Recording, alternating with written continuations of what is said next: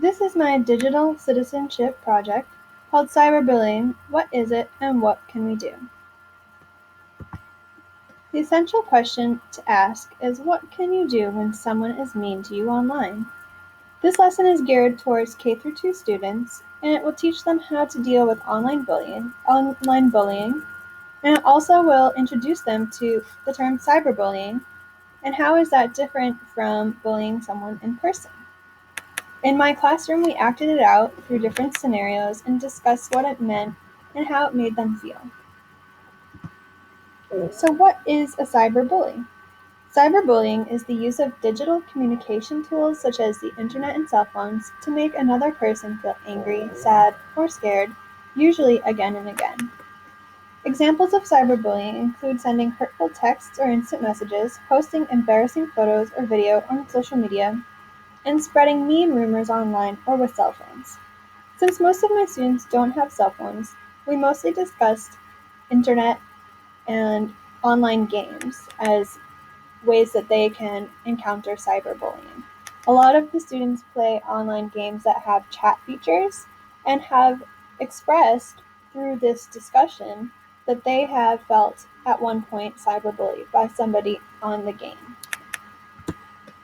So the trouble with cyberbullying, and this is what I really tried to stress to the students, is that it has the same effect as bullying, but it can be heightened because it occurs in places where students usually feel safe, like school or home. It can be much harsher than bullying in person, and this is because somebody online who is bullying doesn't see the reaction that the other person is having, and therefore will probably push things further than they would in person. It can be far-reaching. This is something that my first grade students don't really need to deal with, but older kids, if they send emails with a mean message, they can be forwarded over and over again and reach the whole school, and it can be very hurtful. Another thing with cyberbullying is that it is typically anonymous. Somebody can hide behind an online screen name or alias, and the person who's being bullied therefore might feel that it is inescapable because they don't know who it is who is saying these mean things about them, and they don't know what they can do to help stop it. And so that's another thing that we discussed as a class. And then we talked a little bit about how it's different between in-person bullying and cyberbullying. And this is something that I got from the Common Sense Media website. And it's just a little handout that helped me understand if the students were understanding the lesson, and most of them did. We discussed it afterwards and talked about things that you should do if you are being cyberbullied.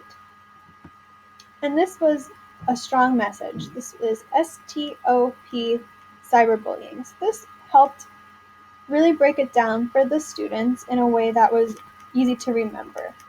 So S stands for stop. Stop using the computer until it is safe. T, tell an adult you trust. So this was very important, and I said to them, never hold it in or feel embarrassed or ashamed about something that is happening to you online. Make sure you tell an adult that you trust. It can be your parents, it can be an older sibling, it can be your teacher, but don't hold it in. Oh, go online only when a trusted adult says that it is okay. So for them, they like playing these online games, and if there's someone on there bullying them, I told them that they need to wait until their parents say it is okay. They can't just go back on it the next day and hope that person who was bullying them is not going to be there. And then again, P kind of goes along with it. Play only with kids who are nice. So if somebody is bullying you on your game, but you really like the game, you should still probably stop playing it, even though maybe it's your favorite game. And that's something we talked about with the class. What else can we do as teachers? It is impossible to constantly micromanage everything that a child is doing online, but you should learn to spot the signs of cyberbullying. Empower your students to discuss the topic and stand up for themselves. This is something you can do as a classroom teacher throughout the school year by really building a strong classroom community and a sense of trust to help those students be able to feel comfortable to talk to you if something is going on and to be able to stand up for themselves. Support cooperation by assigning projects that require collaboration. And again, this is something that can be done throughout the school year that gets kids working in partners or in teams and gets them working together in a collaborative and positive way.